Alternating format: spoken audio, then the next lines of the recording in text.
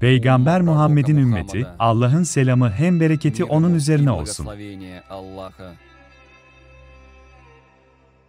Birçok halklar, sayısız,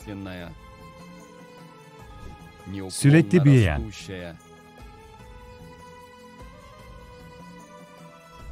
hem çokluğundan benzersizdir.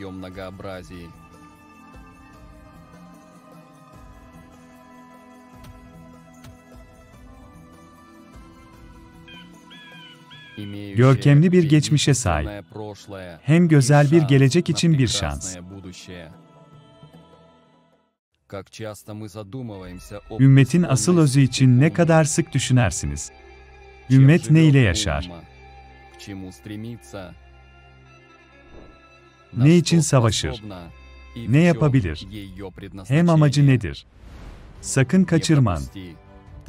13 May 2023'te, benzersiz bir halklar arası canını konferansiya. Global Krizis Peygamber. Muhammed'in ümmeti.